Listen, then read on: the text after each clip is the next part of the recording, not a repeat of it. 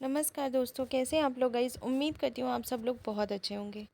चलिए आज हम बात करते हैं डीए हाइक अपडेट को लेकर। इस हफ्ते होगी डीए में बढ़ोतरी की घोषणा, इतना बढ़ सकता है वेतन।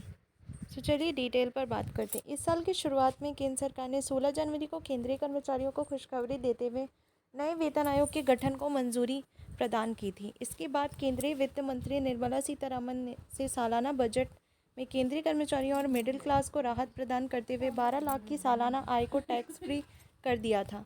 अब केंद्र सरकार कर्मचारियों के डीए में बढ़ोतरी करके उनके वेतन में इजाफा करने जा रही है।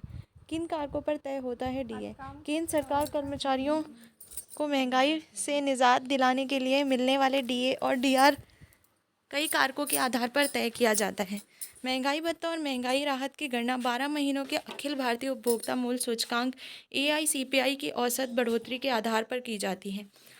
होली से पहले मिलेगा डीए में बढ़ोतरी का तोहफा। सरकार कर्मचारियों को होली के त्यौहार से पहले महंगाई भत्ते में बढ़ोतरी का तोहफा प्रदान कर सकती है। महंगाई दर के अनुसार सरकार के कर्मचारियों की सैलरी में डीए 2% बढ़ने की उम्मीद जताई जा रही है।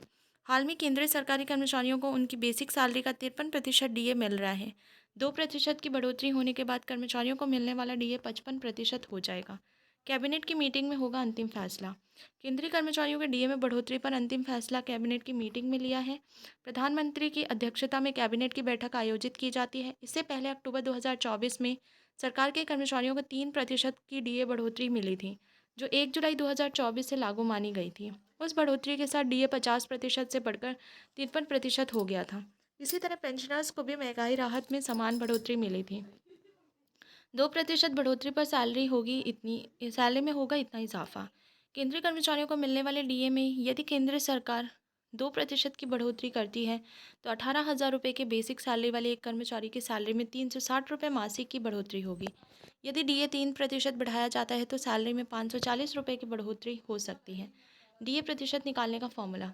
2006 में केंद्र सरकार ने डीए और डीआर की गणना के लिए नया फॉर्मूला अपनाया था। महंगाई भत्ता इक्वल्स टू पिछले 12 महीने के अखिल भारतीय उपभोक्ता सूचकांक AICPI का औसत -115.76 डिवाइड बाय 115.76 इंटू 100। अगले साल लागू होगी 8वें वेतन आयोग की सिफारिशें। केंद्र सरकार अगले साल जनवरी महीने में 8वें वेतन आयोग की सिफारिशें लागू कर सकती है।